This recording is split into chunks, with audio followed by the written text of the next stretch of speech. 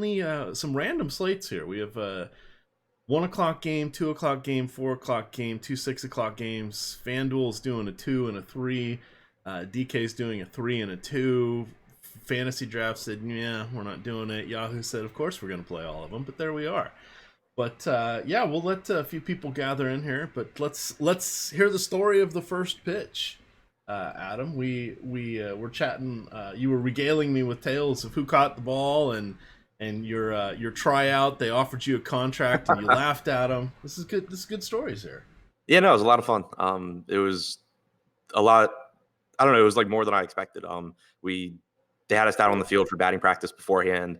Met Sean Armstrong, one of the Orioles relievers, talked to him for a while, and then he caught my first pitch. So it was cool to talk to him some and then throw out the first pitch. It wasn't just like some random guy coming out and catching it. But yeah, it was a good time.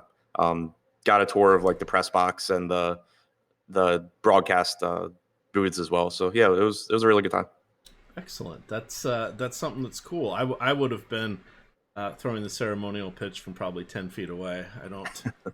I screwed up my shoulder once upon a time. I never threw very well anyway, but yeah. It hurt mine. It was probably the first time I'd thrown a baseball in like 6 years. I didn't coming out and catching it. I didn't throw beforehand or anything, so it definitely didn't feel that good. Well, at least you played baseball. My career ended in, I don't know, third grade maybe, whatever your little league was. We so here's the funny story, and again we'll get to the slate here. We're just waiting for a few people to show up. So I grew up in tiny town, 2,500 people. My mom was the mayor. My cousin was on the sheriff department, etc. So tiny little town. And fun story was Little League was everybody played, boys and girls. It was mostly boys, but they didn't have anything for girls, so they'd play occasionally. And then we never had T-ball, and then they decided to make everybody play in the same league. So first graders through fourth graders, not good. T-ball, kid pitch for the first 3 innings, or the last 2 innings, T-ball for the first 3 innings. It was a debacle. After the first weekend of games, they're like, yeah, we're just going T-ball. Because fourth graders throwing to first grade was like, there's no chance. And there was 1 or 2 kids who were lefties, and we're just like, why is he throwing like that? So that was my career. It was once upon a time, but neither here nor there. But let's jump on into the games here. Again, the slate is just all over the place. We do have a very, very robust 10-game slate going off at 7:05. You'll get live before lock with myself and Chris Spags. For that one, we will be starting promptly at 6 so we can get through all of the games.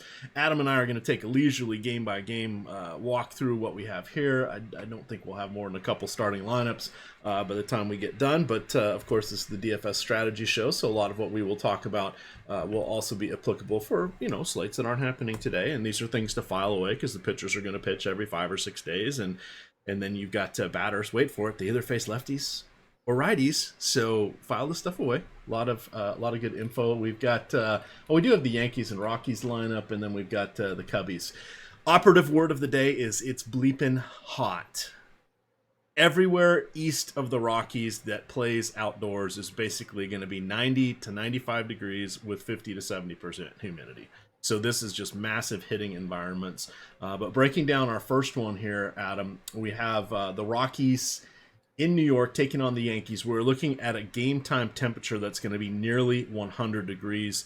It's going to be a feels like temperature of 107 in New York. That doesn't seem fun. Antonio Senzatella going against the Yankees. That seems fun if you're a Yankee. And then on the other side, Masahiro Tanaka gets a matchup against Colorado, who checks in with the 71 WRC plus on the road, Adam, which is the worst in the league, and that's weighted runs created plus, which is an advanced metric that neutralizes ballpark factors, creating a league-wide baseline of 100. Like I've said that so many times, that's my new line of how to describe WRC plus. But they're 29% worse at creating runs, scoring runs, than the average team. Looks like it's all Yankees all the time in this first one. What are your thoughts? Yeah, this slate's interesting, the 3-game slate, because like you said, the weather in 2 of these games is extremely conducive for hitting. And then the third game is the best pitcher's park in baseball in like 60-degree weather. So not the best pitchers in that game, but I think that there will be an emphasis on just taking the great pitching environment there. So as far as this game goes, the Yankees bats obviously stand out. Over a 7 implied run total. Senzatella is a pitcher that doesn't miss a lot of bats and also has had some issues with right-handed power. Against righties this year, he has a 13.6% strikeout percentage, 338 expected WOBA, 150 expected ISO. Go back to last year, 164 expected ISO. Against lefties since last year, 352 expected WOBA, 13.5% strikeout percentage. So a guy pitching the contact in Yankee Stadium against all the power bats in this Yankees lineup in 100-degree weather. So obviously like the Yankees a lot. The other side is the more interesting one for me, though, because on one hand, Tanaka is one of the best, most talented pitchers on the slate. He's made improvements recently as far as getting strikeouts, getting more swings and misses than he was earlier in the year. His chase percentage on pitches outside of the strike zone is back to elite levels. And the Rockies, of course, get a ballpark downgrade leaving Coors, but it is still a really favorable hitting environment. Tanaka has struggled with home runs throughout his career, and you do have power in this lineup with guys, like Blackmon, Story, Dahl, and Arenado hitting 1 through 4. So if you're going to leave the San Francisco game for pitching, I think that Tanaka is a viable option just based on talent and strikeouts. But despite a 4.5 implied run total for the Rockies, I do think there is some power upside there, and they probably come in under-owned because they have such a low implied run total compared to teams like the Yankees and the Cubs. Yeah, and it looks David Dahl, I know he was a scratch last night. He's batting third, so that's good to see. They get the DH. Not that it really matters considering it's McMahon, Tapia are filling that slot, or one of them is technically. So, yeah, this one will be an interesting one. 7.2 implied run total. It's like Coors Field came to the Bronx today. Shocking. All right, next game. It is in Chicago, and wow, it's going to be a warm one there. I'm saying that specifically because rarely do we see temperatures over 90 until we get to this 6-week stretch of July and August in the Windy City. True to its name, 12 to 14 mile an hour wind blowing out the center. It's going to be somewhere between 95 and 98 degrees here, about 50% humidity. You have Joey Lucchesi going against Jose Quintana. Definitely like the pod squad going against the lefty, of course, Hunter Renfroe, my favorite. Franmil Reyes in the mix. Manny Margot, somewhat discounted. Francisco Mejia, very discounted on DK, 2,800. There's your catcher for the early slate. I think I don't want either of these pitchers. I don't want Senzatella. So I agree, we're probably going to be looking at Samardzija and Masahiro Tanaka. But wait for it. Weird stuff happens. It is baseball. Mike Leake took a no-hitter into the 9th inning last night. So who knows what's going to happen on the field. What do you want to do with the hurlers here, Adam? Yeah, I mean, I'm not overly interested in either one. It's like 100 degrees with the wind blowing out. But, of course, this is a 3-game slate. So, and everyone has the same information. Everyone knows that this game has like a 12 implied run total. So, because it's a 3-game slate, you can obviously get to these guys, but outside of that, wouldn't really be interested. The Padres have a ton of right-handed power in their lineup. Quintana is just a middle-of-the-road pitcher, doesn't get a lot of strikeouts, gives up some power to righties. And then on the other side, Lucchesi is the better pitcher in this game, but he has a lot of 201 expected ISO to righties since the start of last season. You have a lot of right-handed power here. The first 3 hitters in the order for the Cubs, Almora, Baez, and Bryant, all right-handed. Robel Garcia and Caratini are both switch hitters. The only lefty in the lineup is Anthony Rizzo, and he hits lefties perfectly fine. So a really dangerous matchup for Lucchesi. It's mostly the bats here, but I do think that home run-wise, I like going to some of these Padres bats because they're cheaper than the Cubs bats are, and they just have a lot of power with guys like Renfroe and Reyes in particular in the middle of the order. All right.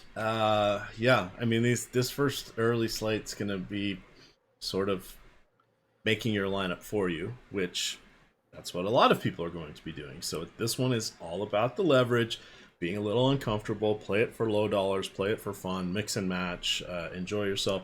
If you haven't yet signed up for Osmo, use the promo code MLB Strategy and get 50% off any 1-month package. We also have week-long packages.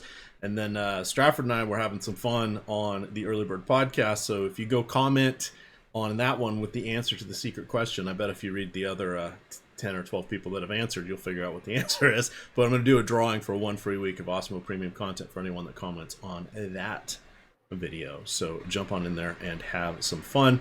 Let's see, what was our other thing we're going to do? Oh yeah, we're going to talk about Yahoo briefly. It's the Spotlight Hitters and Stacks article. Third paragraph there gets you the link and instructions on how to sign up to get your initial deposit bonus from Yahoo. They will match up to your first $30 with that initial deposit, meaning first time. If you're already playing DFS there, no bueno, can't do anything for you, but you can check out our content. We do have projections for popularity, player production, etc. for Yahoo, Alex's rankings, all that fun stuff.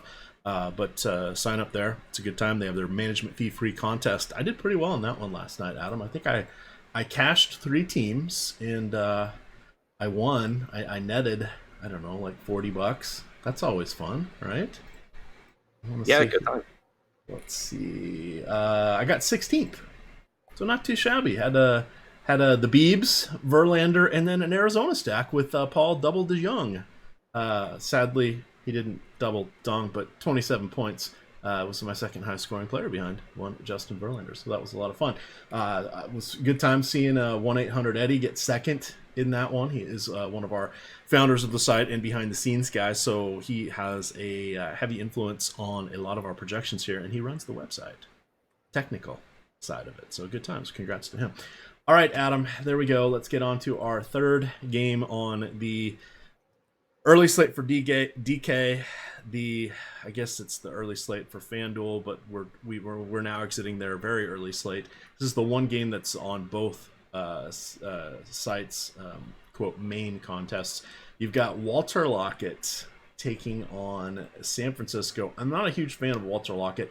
Has had reasonably, I'm using that term loosely, good stuff in the minors, just has not put it all together. He was drafted in 2012 by the Pod Squad. He was their 2016 minor league pitcher of the year. However, this season in the minors between AAA Syracuse and High A St. Lucie, he's got a 5 ERA, 22 total innings in the majors between last season with the Padres and this year with the Mets. He has a 10.3 ERA, nearly a 2 whip, 6 home runs. Yikes, 18 strikeouts. That's not too bad. This is a good matchup. He's cheap. We've got 6 pitchers to pick from here, Adam. Any thoughts on Walter Lockett? Yeah, he's really not good at pitching, but he is facing the Giants in San Francisco, and that's enough to get me interested on this slate, especially at his price tag. I think that pretty much all the pitching on this slate projects similarly, and that it's not very good, whether it's because of the weather or the talent level of the pitcher. So you're not really there's not really opportunity cost to rostering Lockett. It's not a great strikeout matchup. Again, he's not a good pitcher, but he's not pitching in 100-degree weather, so there's certainly merit there. Like, I think he's the best point per dollar option. All right. If you're targeting a few guys against him, I think Brandon Belt's going to be the key guy up at top. Alex Dickerson been solid after coming off the scrap heap there. He's had some moments thus far with San Fran. And then I just closed my lineups page. Let's get that back open. Kung Fu Panda, Brandon Crawford batting 5th. Woohoo! Brandon Crawford batting 5th. That's exciting. They're all in play. It is a day game, so this is a 1 o'clock start, yet it's only going to be somewhere between 62 and 66 degrees there throughout the game. So look at that, 30 degrees cooler than everywhere else on the slate today. Yeah, and that's really what it comes down to for the pitching. And Jeff Samardzija, yikes. DFS makes for strange bedfellows, but here we are, $9,100 on DK. I'm not going to say no. So we've got guys that I would like to target against him would be, of course, Peter Alonso and his light tower power, Conforto, probably Dominic Smith. Those are the 3 guys I like a lot. And hey, Seth, I hope you're watching. Yeah, I will play a couple hitters against him in my lineups. I'll set that cruncher setting to allow 2 hitters against my pitchers, just because there's 6. I got to play 2 of them. Mathematically, you get decent lineups or better projected lineups if you do that. So. Yeah, and so, I mean, it's just the way the slate works out. Samardzija is the number 1 projected pitcher for me. He is expensive. He's priced up, because of the weather. It's not a great matchup against the Mets team that does have, good power left-handed bats. They have Pete Alonso, who's just a great power bat in general. And Samardzija has allowed a 220 expected ISO to lefties this year, but playing in San Francisco just will do a lot to mitigate that, that power potential for the Mets. I'm pulling up Samardzija's home road splits right now just to see how drastic they are. But you would expect that a lot of the power that he's given up probably has been outside of San Francisco this year, and that he probably does a better job. And I've recently done this. I haven't looked at his last few games in the mix as well, but for his 4+ seasons combined, about 2/3, almost 3/4 of his power happens on the road as opposed to at home. It's that dramatic of a shift for the ballpark. Yeah, and FanGraphs page isn't loading for me, so I'll take your word for it. Right. Fact check me. Come on, people. It just came up, so it's coming up slowly. But this season, he has allowed a 280 WOBA at home, 312 on the road. He's thrown about 50 innings in both situations. He's allowed 1.76 home runs outside of San Francisco, 0.92 home runs per 9 in San Francisco. Strikeout percentage is about the same home and away. So is the walk percentage. But, as we would expect, the power numbers are much better in San Francisco. Yeah, and that's just a function of the weather and pitching conditions. So pretty solid there. All right, that takes care of our early slate. But wait, we're not done. We've got an afternoon slate, 2-gamer here. We have the Blue Jays in Detroit taking on lefty Daniel Norris. And then on the other side, I got to reorder my windows here. You've got Luke Giolito in Tropicana Field going against Ryan Yarborough. Again, Tropicana Field, perma roof. I've noticed a few sites are now saying they're now listing the weather for Tropicana Field. It's not a convertible park. Miller Park, yes. Now I'm blanking. The one, what's Houston's park called? Minute Maid. Minute Maid, thank you. I was trying to think frozen foods, and my brain it's overheating. I'd like to stand there, open the freezer door in the grocery store, and just stare at my options, letting the cool air wash over me today. I may have to make a trip to the grocery store, Adam. That sounds like a good idea. I'll stand in front of the freezer there. Oh, maybe go to a convenience store that has a walk-in cooler. Bring a book and hang out. That would be a good time. In any event, here you've got Luke Giolito going against Yarborough. Both are quite expensive. Giolito, changed his arms throwing motion entirely this year. Went on one hell of a run. Falling apart recently, Adam. Is there anything to it? Is this just a little bit of noise? I don't want to say people have figured him out because it was a dramatically different change. So I don't think just a short sample would do that. Is this just a run of bad luck for him? Or is this kind of regression to the mean? Yeah, I mean, I think the most likely case is that it's just a natural correction where he's a lot better than he has been in the past. But, some people thought that he just basically had become like Max Scherzer or something, and that was really unlikely. So I think that it is probably just, that he's a much better pitcher than he was in the past. He's still not an elite, ace level pitcher yet. And, he's just somewhere in between. He's got obviously a favorable park in Tampa Bay. It's an okay matchup. Tampa Bay does have some power. But the price tag is still pretty expensive. It being a 2-game slate, though, I think that he's clearly the most talented pitcher when your options are Giolito, Yarborough, Thornton, and Daniel Norris. So I think that just from a raw point standpoint, Giolito is a strong option. Yeah, if I was taking anybody against him, it would probably be Choi, Meadows, Pham. That's really it. They're spendy. Pham and Meadows are on DK, but Choi at 3,700. Not a shabby price point. It looks like Yarborough is going to get the start. They don't see an opener listed anywhere. Good matchup for him as well. We know that the offense is generally concentrated in Abreu, Moncada, Eloy Jimenez, but he's on the DL. Pardon me, the IL. Lurie Garcia had a moment last night. I think he had a couple hits at the top of the order. Beef Castillo is probably going to be in play as the DH or McCann. What do you want to do here with the Chi Sox? Yarbrough's a pretty decent pitcher. The park's not great, but only 4 offenses on the slate. So I think looking to Jose Abreu and James McCann, Wellington Castillo also gives you a nice discount. Those are the 3 that really stand out from the right side for Chicago. Yeah, McCann, good number, and Castillo as well. Good numbers against lefties there. But Scarborough relatively solid. The other game here, this is in Detroit. It's going to be in the mid 80s for this one. I think it's 4 o'clock local start. You've got Trent Thornton going against Daniel Norris. These are two guys we've played from time to time because the price and or matchups have been right. They've both been shellacked a couple of times here. Let's see, what do my notes here on Norris? Nothing really exciting. Let's see, he's actually been worse against lefties.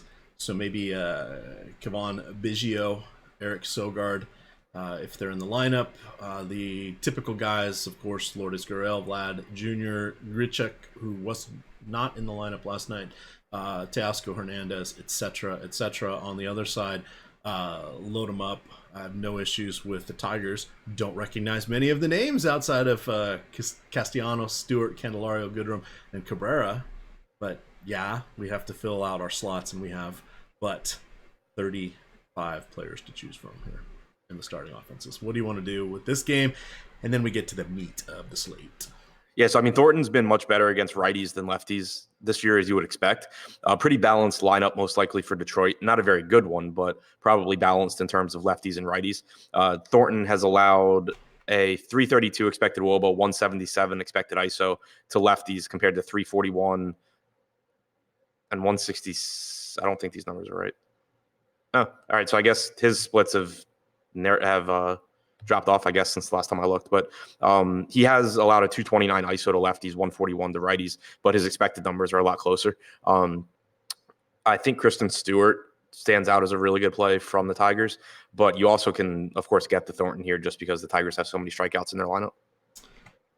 All right, now we got our 10-gamer. Let me write down the old timestamps here. Of course, we're going to turn this into a podcast, so for those of you that are out doing yard work, I'm sorry, it's going to be warm. But if you're off running the errands, taking the kids to the pool, need to pull the hat, brim of the hat down over your eyes and listen to us. We'll be starting up at the 22-minute mark. So I'll put that in the podcast notes so you guys can feel free to skip ahead to the pertinent information. Wildly healthy slate, Adam. We have 3 games at 7:05. We have 4 games at 7:10, 1 game at 7:20, an 8:10, a 9:10, and another 9:10. So, hey, perhaps I won't have to stay up as late as I did last night, seeing if Mike Leake was actually going to get a no-hitter. But this one should be a fun one tonight. We're all over the board with our options, all over the board with weather. So let's walk in here to our first one, near and dear to your heart. Your counterpart for the Orioles pitching staff, Tom Eshelman, is going to be going on the mound. Tough ask for him to go against Boston, who is carrying a 7.2 implied run total here. It's going to be approaching 100 degrees. The feels like temperature should still be just over 100 at first pitch, which is wild here for the DC metro area. But Eshelman, 4,400. I gotta ask. He should really be at AAA Norfolk still, but I gotta ask. Yeah, I mean, he's only in the major leagues because he's on the Orioles. At AAA this year with the Phillies, 22.6% strikeout percentage, 3.96 FIP is fine. That was, in 4 starts at AA. He struck out 19.6% of hitters. Not a high strikeout guy facing the Red Sox here. Ground ball percentage, nothing special, low 40s throughout the minors. So I don't expect him to have a lot of success. No game in Coors Field tonight or anything like that. Plenty of good hitting conditions. So I don't think that we'll need the savings on Eshelman. All right. Hey, tomorrow it looks like one Andrew Kashner is going to be drawing the start. This is not a revenge game. This is the thanks, guys. Thanks for trading me. Much appreciated. So we'll see what happens with that. Rick Porcello on the other side has had some bad outings recently. Now, I believe one of those was that game in London Stadium, which turned out to be just an offensive affair. That was back on the 29th when he gave up 6 runs and got 1 out. Let's erase that one from our memory and just go with his last 2 starts. 1 in Detroit, 1 in Toronto. Feels like he's on a revenge tour here. But you've got 10 earned runs again across 11 and 2/3 innings, 7 strikeouts, just 1 walk, 3 home runs. It's Rick Porcello. We'll give him that, but has not crested over double digits actually in his last 4 starts. Yeah, and I mean, Sorry, really, double-digit fantasy points, not strikeouts, fantasy points. he really just hasn't been very good this season in general. He was a pitcher in the past that uh, was kind of like a better real life pitcher than DFS pitcher, but this year he just hasn't been particularly good at anything. He's only struck out 17.7% of hitters. He has a 5.28 xFIP this season. Um, it's just nothing's really been there for him. He's really struggled with lefties in particular. A 340 expected WOBA, 223 expected ISO with only a 15% strikeout percentage. You're going to get probably a lot of lefties from the Orioles here with VR, Cisco, Santander, Davis, Wilkerson, Ruiz, all possibly in the lineup. I think the Orioles are actually a cheap stack that you can get to because the hitting conditions just make even mediocre offenses so much more appealing. They're affordably priced. They're facing a pitcher that doesn't get strikeouts and has been really bad. I think Baltimore is actually a lot more interesting than they usually are. Who's going to catch tonight? Probably Cisco. Okay. All right. Yeah. On the other side, Boston. Play them all. Phenomenal matchup. The team in the league that is allowing the second most runs is the Baltimore Orioles. They are about 60 ahead of the Rockies. That's shocking. They're still trying to chase the Mariners down. But Baltimore, wicked bad bullpen. Horrible starting pitching. There's nothing good is happening right now with the Baltimore pitching staff. So would there be any Red Sox you wouldn't play tonight? No. And that not being flippant, that's just, this is how good this situation is. You want some of the discounted guys, hey, maybe we get Sandy Leone in there, which he'll bat 8th or 9th. That puts a wraparound stack in play, which can help you get a little bit of differentiation. And then truly everybody else is just in a phenomenal spot. Betts, Bogarts, Devers, Benintendi, Martinez, Bradley, Chavez, whoever's in the lineup is just going to be outstanding. Heck, maybe even Pedroia could come back and get a hit in this one. As we move along, Adam. Pittsburgh, Philadelphia. Now, for some reason, Dan and I didn't come across Joe Musgrove last night. I don't think, because I don't, and maybe they didn't have the pitchers announcement when we were starting. But here's someone we got to talk about. Adam, 5,800 on DK. Again, wait for it. 90 degrees, 55% humidity, so lather, rinse, repeat, but it's going to be hot everywhere. But Musgrove at 5,800 going against a somewhat slumping, though still dangerous Philadelphia Phillies lineup seems like an adequate option I would be okay for, considering we're going to think that bats are going to carry the night. This is probably a night to mix and match your pitching and hope you get two guys that don't get their ass kicked. Hashtag analysis. Yeah, I mean, and Musgrove, I think, actually better than his price tag. He's throwing harder recently. He's been better than he was earlier in the season. Overall this year, Musgrove has a 20.5% strikeout percentage, 4.57 xFIP. So just, middle of the road numbers, but for a $5,800 DraftKings price tag, that's really appealing. At Yahoo, he comes in at $29, which is too cheap as well. The Phillies aren't a great matchup. They don't strike out a ton. They've been about a league average offense against right-handed pitching, but it is a park downgrade for them going from Citizens Bank to PNC in Pittsburgh. Musgrove, I expect to be one of my highest owned pitchers on tonight's slate. All right, let me get the Yahoo open. Yahoo's doing kind of a fun thing here. They've got they're doing tournaments where they run a couple of them each day, but they are basically they pay 1/3 of the field out, which is interesting. Now it's a $3 entry fee, and that's actually the minimum payout. Is basically you get your $3 back, but it's kind of like playing a triple up with upside. So first, this is, let's see, there's 450 people in this one. It is what is the maximum here? I don't see that on here. In any event, this should be a fun one. Oh, 4 times. So it's four max, 120 to first, 75 to second, 50 to third, etc. But this is for those of you that want to stretch your dollars a little further. You get a decent payout, but you still break even. Essentially, pay the 12% management fee, but to basically break even if you get in the top third of the field. So kind of a fun thing to look at. Again, just 4 max, so you're not going to see people running massive trains in this one, and you just got to beat 300 people there to see a break even outing, or you can get up to 30 times, 40 times your entry fee there. Too shabby. Give that one a try today. Let's see. Moving along here on the other side, Zach Eflin. Gosh, if only we had some lefties we could take against him. Oh, wait, Adam, we do. Josh Bell, Colin Moran, Corey Dickerson, Adam Frazier, Brian Reynolds has actually been intriguing, both with a little bit of speed and a little bit of pop. He's batting probably will bat first or second, depending on if Frazier's in the lineup. What do you want to do here against Eflin, or would you consider him in your pitching pool? Looking for left-handed bats against Eflin, that's primarily where you're going to get most of your power. Josh Bell really stands out at his reduced price tag, but you get Adam Frazier at a reasonable salary. Brian Reynolds has been pretty good.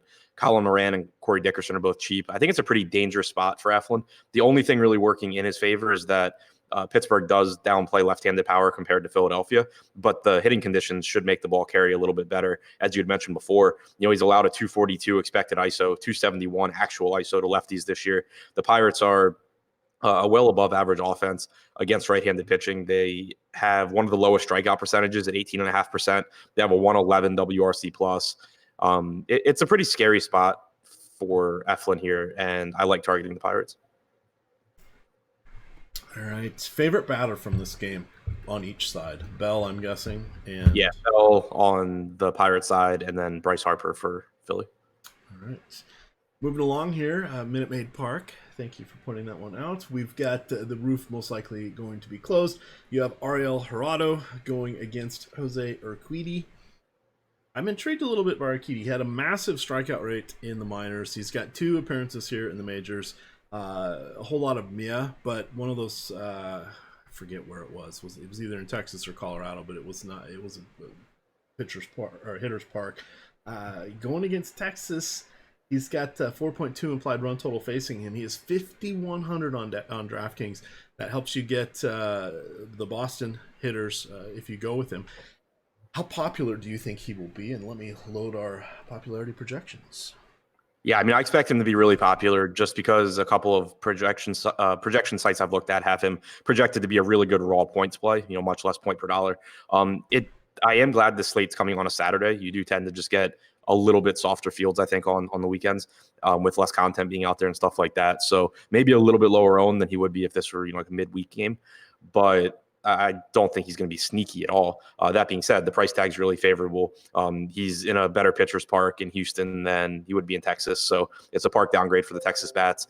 The strikeout numbers, like you said, are phenomenal at AAA. The walk percentage is also low, which is something that you normally don't see that often for a guy that's getting called up with a 30+% strikeout percentage at AAA. Normally they'll have some walks too, but he only walked about 5.5% of hitters. So that's a good sign.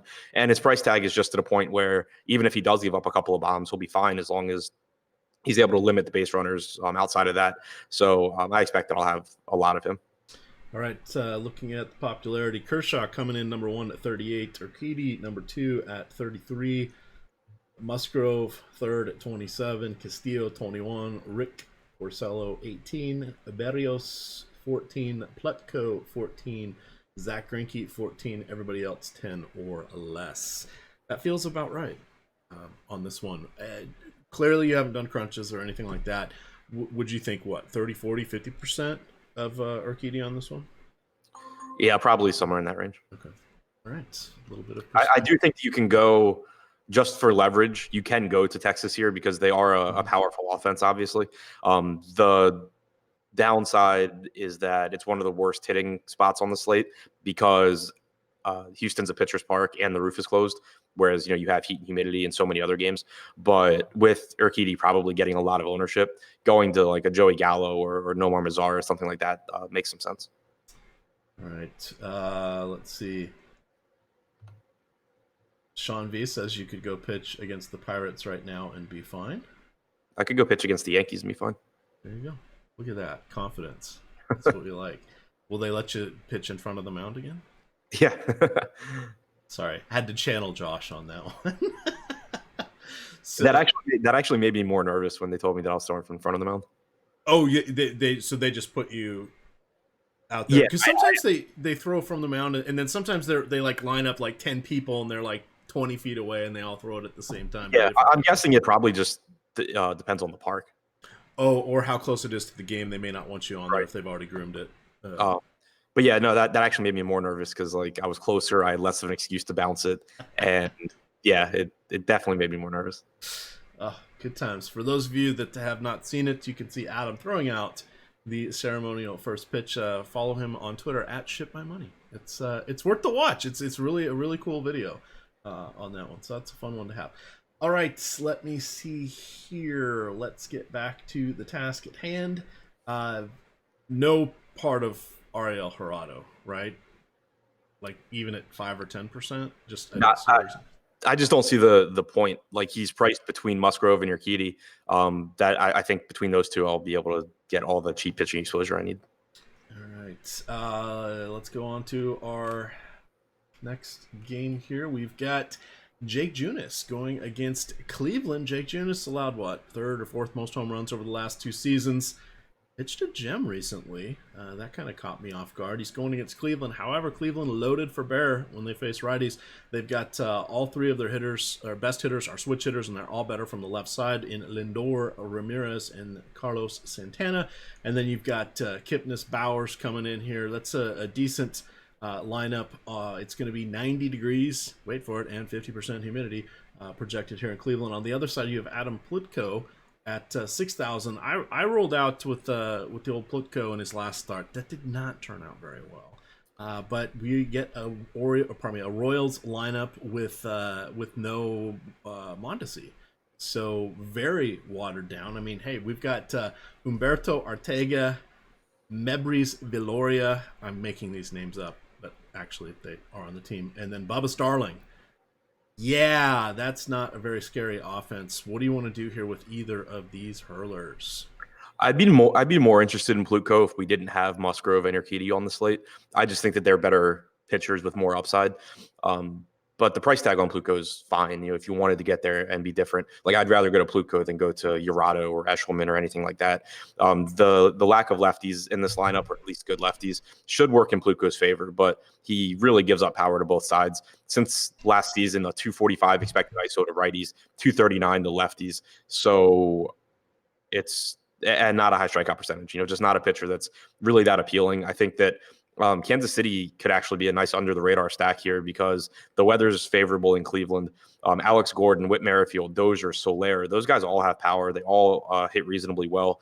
And then, you know, you get cheap guys that you can round it out with, whether it's, you know, Nicky Lopez as a $3,100 option at second base, Humberto Arteaga as, you know, $2,500 second baseman or shortstop.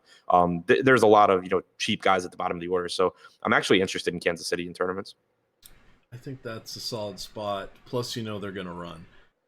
Regardless of who's out there, they do have the green light. They are leading the league in steals as a team. Of course, no Mondesi, and that's Billy Hamilton in the mix there, but they might run. The flip side to that, though, is they're also going to bunt, and you're going to want to lose your mind when they have first and second, nobody out to start an inning, and your guy lays down a bunt. That sounds sad. I'm tearing up a little bit. That's not fun. And then if you're watching the game on the Royals broadcast, you'll see their broadcasters like ecstatic over how good they are at bunting, and it's just not a fun experience. Are you getting flashbacks? Yeah, to whatever day it was they played the White Sox like 3 days ago.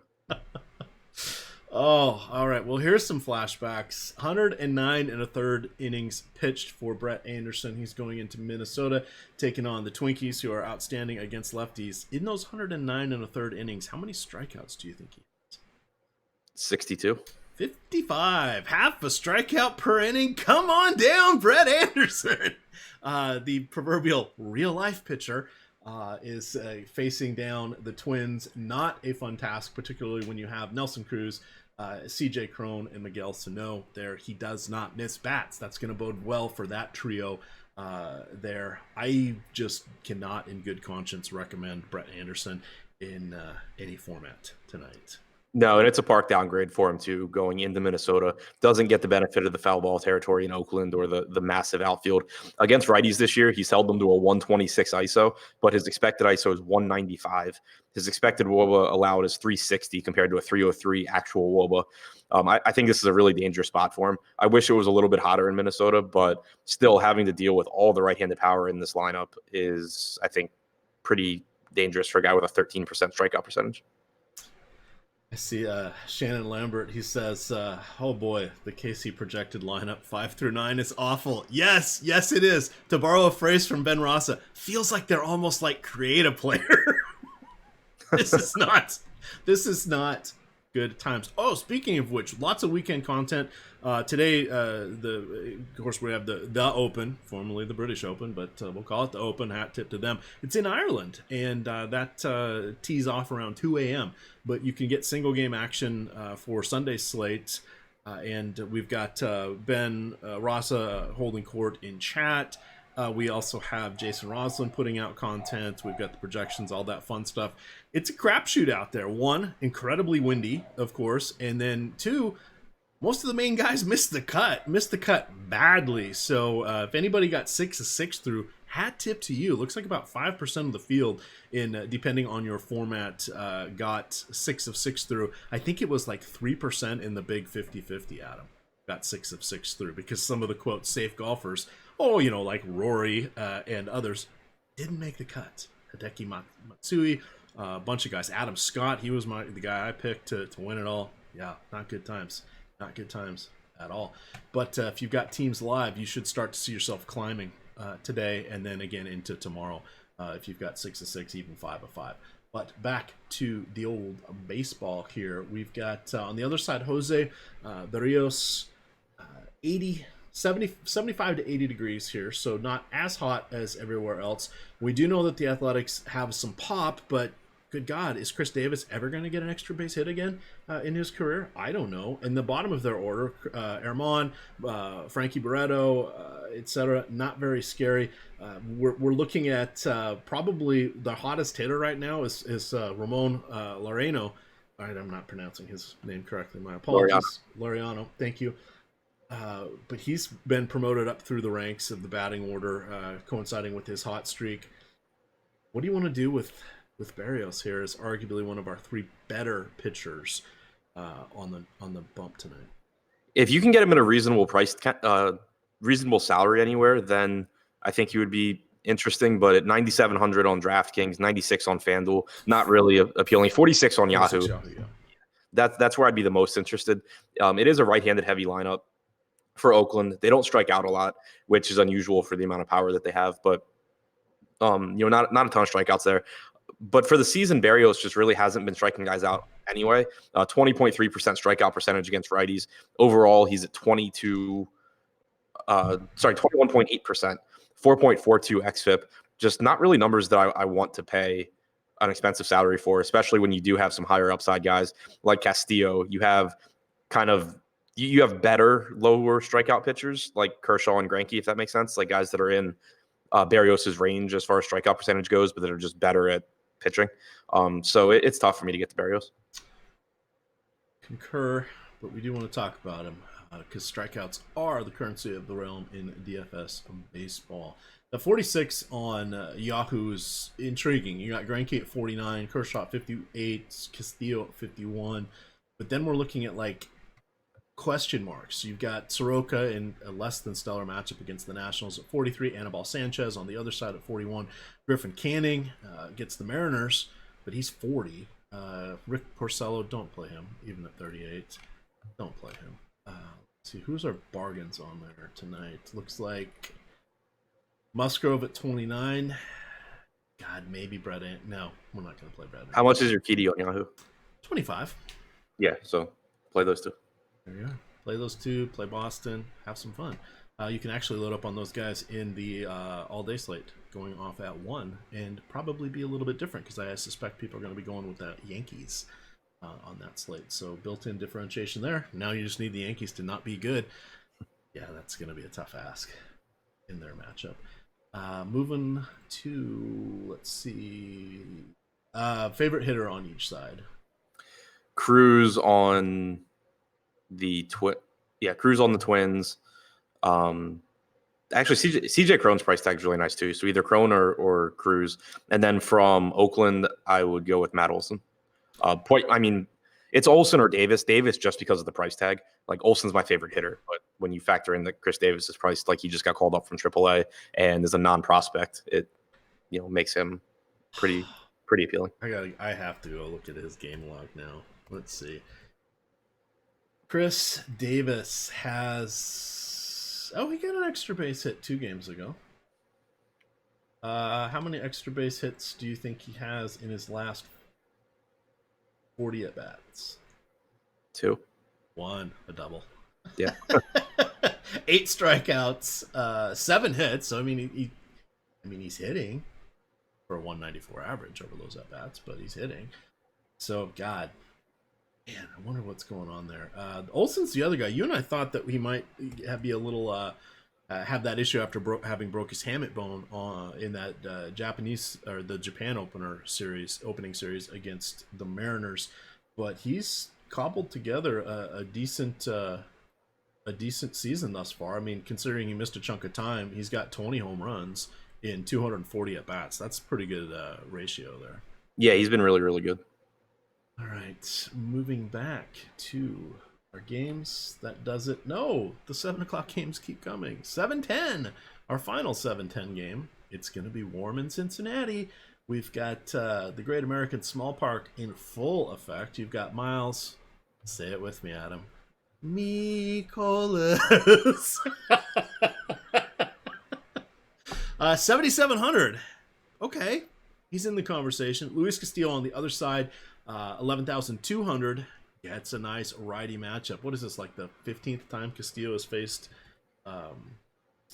Redbirds this season? No, it is just the second. His last outing against them, he went 6 innings, allowed 1 solo shot, 2 total hits, 4 walks, 8 strikeouts. That game was back at the beginning of June, and in St. Louis. You like Castillo. You like a lot of pitchers for Cincinnati in the right spot. They all have that similar weakness, lefties, but we're not going to see that many of them tonight. Talk to me here about Castillo comparing to Greinke, Kershaw, Berrios. Yeah, and Castillo doesn't have that weakness against lefties either. Him and Gray both are just good against everyone. Wait. You worked Sonny Gray in on a slate where he's not even here. Somewhere yeah. Josh is screaming silently to the clouds. But yeah, I mean, Castillo has the highest strikeout percentage on the slate at 29.3% this year. Elevated walk percentage at 12.3% is the biggest risk factor with him, but still just a really high upside pitcher. You have the watered down Cardinals lineup with no Ozuna, no Yadier Molina. His splits this year, 28.2% strikeout percentage against righties, 30.5 against lefties, 303 expected WOBA to lefties, 242 to righties, 0.073 expected ISO to righties, 128 to lefties. The park is dangerous, but you still have one of the lower implied run totals on the slate with the Cardinals at 4.5. That's obviously just a product of summer baseball. But Castillo's expensive. But when you look at the pitchers priced around him, you have Castillo with a 29.3% strikeout percentage. You have Kershaw in a great matchup, but at 23.5%. You have Greinke at 23.2%. I really like getting up to Castillo here, especially with the underpriced SP2 options. It's not like it's going to cost you all that much in terms of bats. Yeah, and good call out there. I had been filtering since the beginning of last season, so just against lefties last year, 351, 375 WOBA, 240 ISO, which is bad, but and if you look at the 2-year average, also not good. But this year against 243 lefties, the ISO is down to 150 and a 305 WOBA. So thank you. That is sometimes you got to look at this stuff a little differently. I like more of a track record, but that is a definitive change and starting to normalize over this year as that perhaps this is his new baseline and he's made a step up, Adam. And I think that's a good point too, because in general, I agree that, I don't care as much about recent stats as I do, getting previous years in there as well. But the reason that I'm interested in it with Castillo is because if you actually pay attention to his stuff and the stuff that he throws, he should be really good against lefties. The guy's got a ridiculously good changeup. He always has. His issue in the past was that he would throw this 2-seam fastball that leaked back over the middle of the plate. He really struggled with command, and he would just give up a ton of home runs. He still got strikeouts. But this year, the 2-seamer, he's throwing it 19% of the time. It's still getting hit harder than basically any of the other pitches that he throws to lefties, but it hasn't been as bad as in the past. And his fastball, his 4-seam fastball is getting hit like nowhere close to as hard as it was in the past. Like if I'm looking at the going to say the Red. I was going to say the Red Birds, but then it was going to come out Red Sox, which is not what I intended. If I'm looking at them, the only guy I'm really interested in for the Cardinals is Tommy Edman on Yahoo, where he is 7. I don't really want to play the rest of these guys against Castillo, but is there a potential leverage spot if Castillo gets up to that 20-25% owned tonight, or is it just too dicey of a situation? I don't expect that I'll get to a lot of Cardinals. If you were looking for a reason to, the reasoning would be the ballpark, the weather, and the pricing on St. Louis, because they do still have power in this lineup with Martinez, O'Neill, DeYoung in particular, Goldschmidt. I don't really know what his deal is, but he might have power. But so you do get just raw ceiling, upside there. But I just don't think that it's a spot that I'm going to get to all that much because 10 games on the slate, so right. many good better spots. Yeah, and Kershaw is going to get a ton of ownership against Miami, rightfully so. So I don't think it's going to be a slate where you get, like Castillo at 60%, like Trevor Bauer against Detroit or something like that. Okay, good points there. On the other side, Miles Mikolas, 7,700. Not the easiest matchup. 5.1 implied run total here for the Reds. Mikolas, not that great. I'm going to say his name differently every time I say it on this show, just for fun. We have some lefties, potentially Derek Dietrich may or may not be in the lineup. You've got Joey Votto and Jesse Winker, but that's about it. How the heck are the Reds getting a 5.1 implied run total here? Yeah, I mean, it's a frustrating lineup because Michaelis isn't very good. He doesn't miss a lot of bats, but he gives up a lot more power to lefties than righties. And Cincinnati's probably only going to have 3 in the lineup with Winker, Votto, and then one of the second basemen. So kind of limited in your options there. On the plus side, you do have right-handed power bats and Suarez and Puig, rounding out the middle of the order. So I still have interest in Cincinnati just because of the park and because I don't have a lot of respect for Michaelis, but I really wish that Cincinnati had more quality lefties available. Yeah, Scoots Magoots, 3,300 on DK. Struggling. Now remember, he missed a chunk of the season here, and then he got sick after he came back, and it's just been a mess. What did he have? A groin injury, I think is what it was with him, but he has got 39 at-bats on the season, 1 extra base hit, 1 walk, 12 strikeouts. Not very exciting. He does have 4 home run upside in a game, though. I have to give him that, but tough row to hoe on that one. Anything else here for the Cardinals or the Reds? Nope. All right, the Nationals, Anibal Revenge Sanchez going against Mike Groundball Soroka here. It's going to, wait for it, be hot, but not as hot as everywhere else, but it's going to be really humid. Humidity checking in at 69, Adam. Nice. 80 degrees. We have a 4.5 implied run total here for the Nats, 5.6 for the Atlanta Braves. Guys, I'm intrigued by neither pitcher, but Juan Soto, if in the lineup, Matt Adams, because, revenge. And then on the other side, I like Freddie Freeman. Big shocker there. But I'm not really excited by either of these teams. I think they're decent pitchers. Sanchez has been, not as good as he was when he was with the Florida Marlins. But he has been solid the last couple of years. Retooled things a little bit, becoming an effective pitcher in his as he's going down the aging curve. Soroka just gets way too many ground balls to have me excited. In this one. Do you like anything from this game? Not really. Both offenses I think are talented and give you nice ceilings, but I don't love the matchup for either one. Soroka, like you said, not a guy that I like to roster in DFS, but he doesn't walk a lot of guys. He is a good pitcher. He's good at preventing runs. And then on the other side, Sanchez has improved, particularly against right-handed hitters.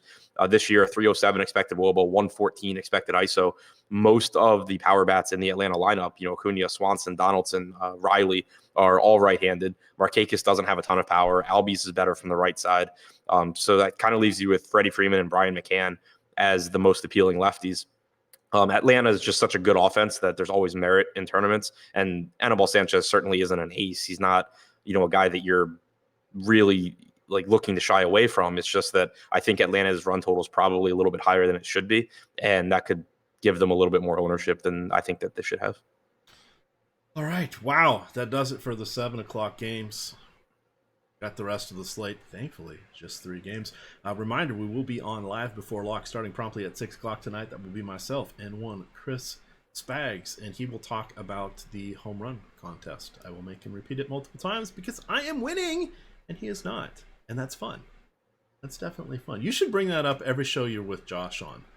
Ask him for updates. He's in last place, so that will be fun. I saw that he put out a call to have my wife make a shirt for you saying "I stand with Josh."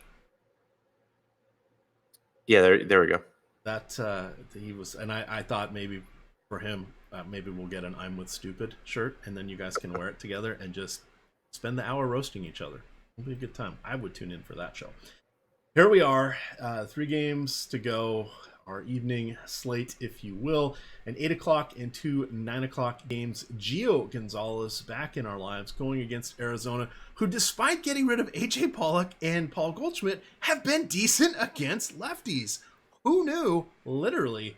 Who would have thought that was going to be the case? On the other side, you have Zach Greinke, who is solid going against one of his former squads, and there are a lot of them out there, but he is an intriguing guy. I prefer him a little more on the late slate. Please know that the Arizona roof is closed for the rest of this homestand. They've already put that on the schedule. So we have the Humidor. Did I really just say it? The Humidor? The Humidor? Good. God, get me out of here, Adam. Talk to me about Zach with a K Greinke.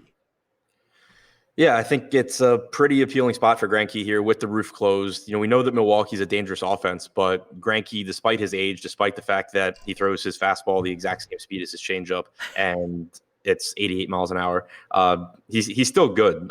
He very, very low walk percentage at 3.3%. 23.2% strikeout percentage isn't the best, but in the context of this slate, it's not terrible. And 3.36 or 3.63, sorry, xFIP is one of the better one of the better marks on the slate. Milwaukee is a dangerous offense, but their active roster does have a 23.8% strikeout percentage against right-handed pitching, so it's not a terrible spot there. And you get a little bit of a discount from Kershaw and Castillo to Greinke. So I like Greinke more than I like Berrios at a similar price point. All right. And I like him more than I like Soroka. Yeah, if you guys want to have some fun, if Greinke has a good game, tweet Paul Arrington. You guys know him better as Boggs Light, one of my buddies from back in the early days of doing DFS shows.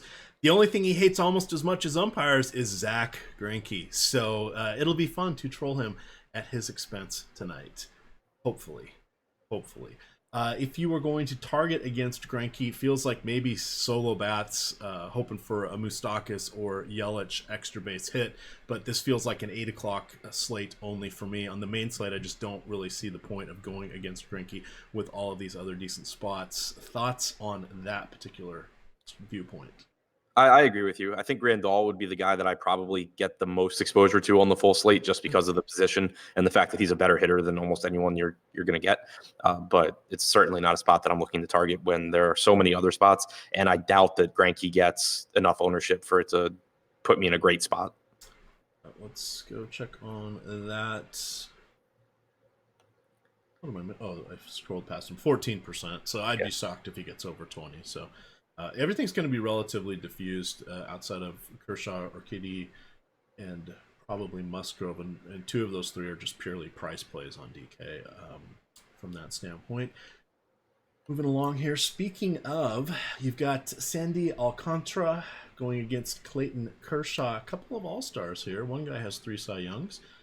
75 degrees. This, again, is a 9:10 start Eastern time, but that's 6:10 local there for the Dodgers. Chavez Ravine, as the temperatures cool and the sun goes down, turns into a little more of a pitching park than it does. That's something that oftentimes catches people off guard when they play the Saturday and Sunday afternoon games. They forget that it actually is more hitting favorable when it's warmer and the sun is out.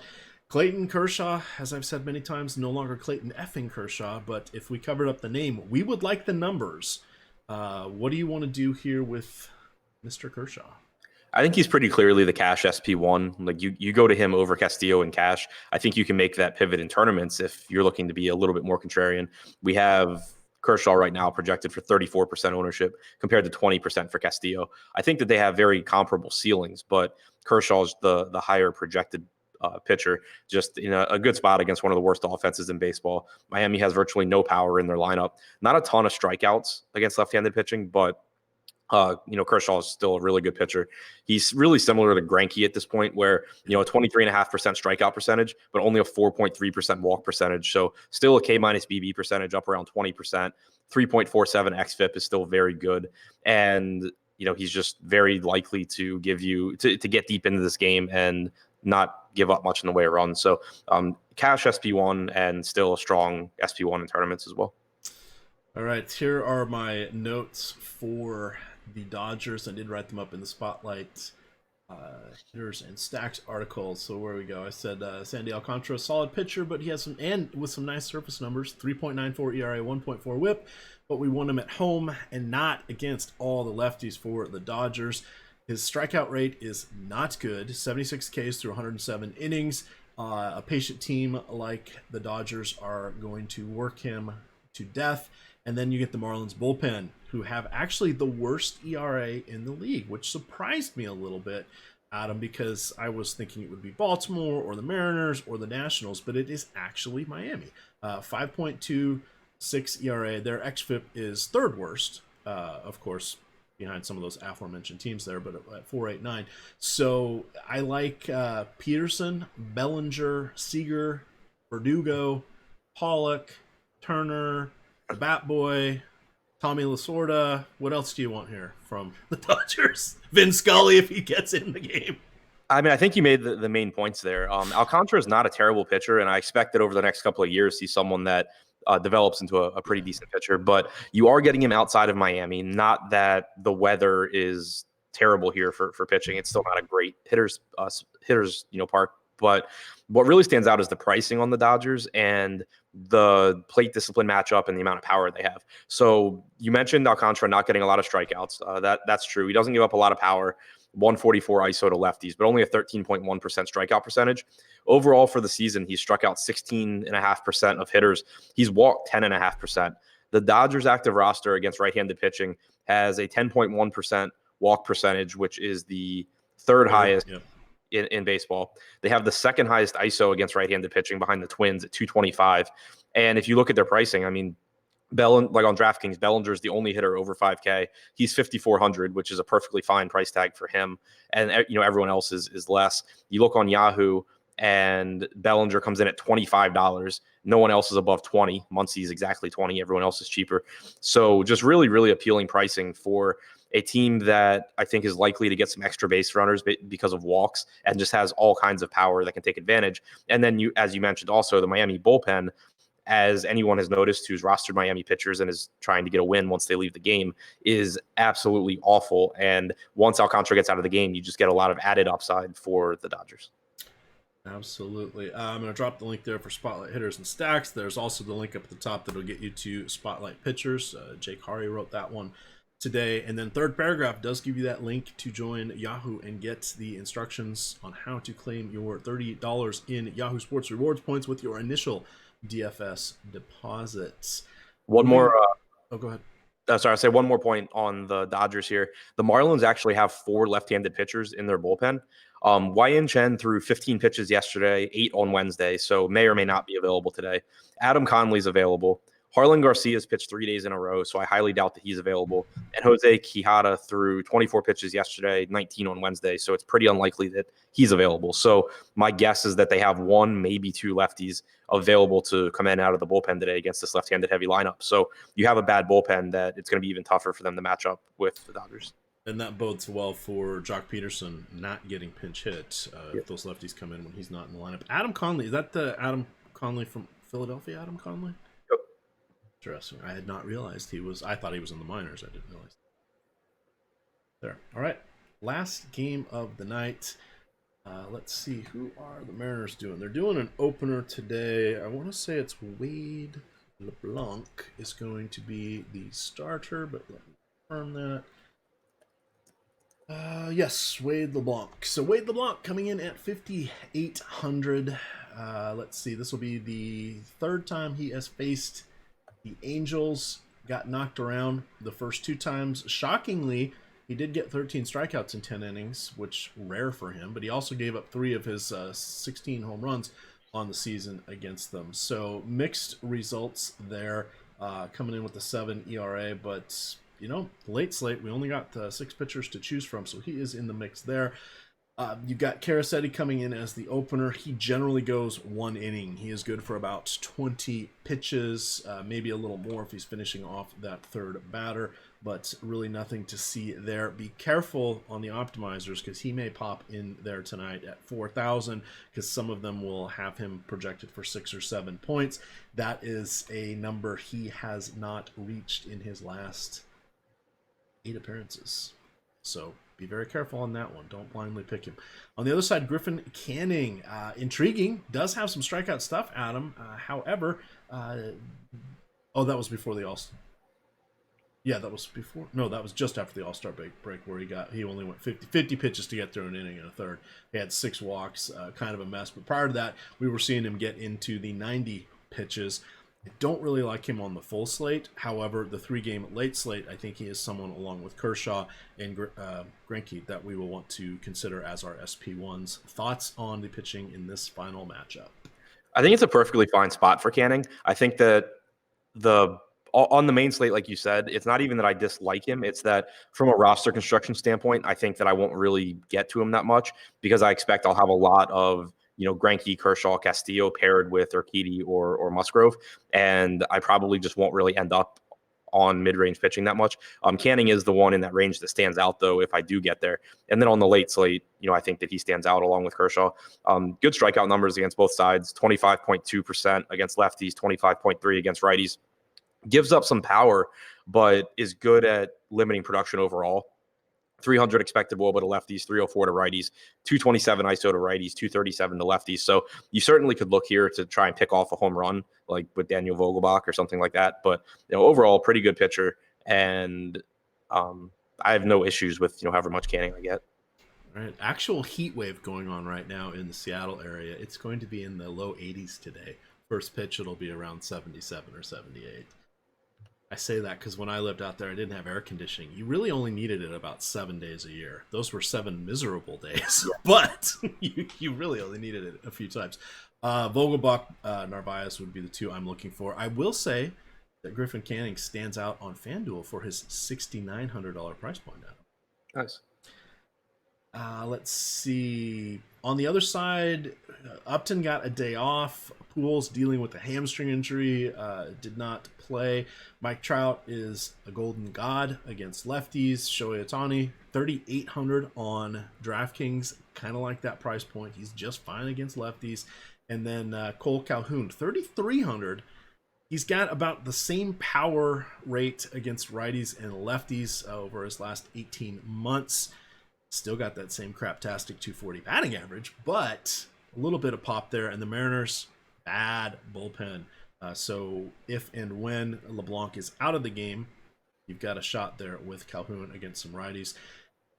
Final thoughts as we wrap up our final game, Adam. I agree with you on the Angels. I think that it's a pretty nice spot for them. Obviously plenty of right-handed power in the lineup, just a really good offense, and LeBlanc, not a very good pitcher. All right. He's not the best in the business for nothing, folks. There you go. That was some wicked hard-hitting analysis. I said wicked twice today. The hell am I using that word? I don't know. I'm channeling Boston. Am I a masshole? I'll say the first time you did it, it was at least in the Boston game. It was. I'm glad you caught that. I was like, where'd that come from? And now I've said it again. There we are. That means it's time for me to go get some lunch and maybe take a nap because it's hot and I don't want to go outside. But the dog says she needs to go outside. I can hear her scratching at my door, so we're going to get on out of here. Final thoughts. You do get the deep dive behind the paywall that is written by one Adam Scherer today. Scherer, what an opportunity here to write about this amazing 10-game slate. You've got projections. The popularity projections are already posted. Alex's grades are posted. You know him as Osimo. They are his projections as well. He and Tom and 1-800-EDDIE put their thoughts into that, and they are pretty good. I have been having a nice season, courtesy of those projections here. But we're going to get on out of here. We've got free NASCAR article in front of the paywall. We've got spotlight hitters and stacks for as well as pitchers for those of you that are not willing to step behind the paywall. But Sean V, we're looking at you. Come on, jump in here. It'll be Josh's dream come true. With that, gamers, you can follow Adam at ShipMyMoneyDFS. Check out his first pitch video there on his Twitter timeline. You can follow me at EmacDFS. And of course, it is Awesemo_COM. With that, gamers, good luck.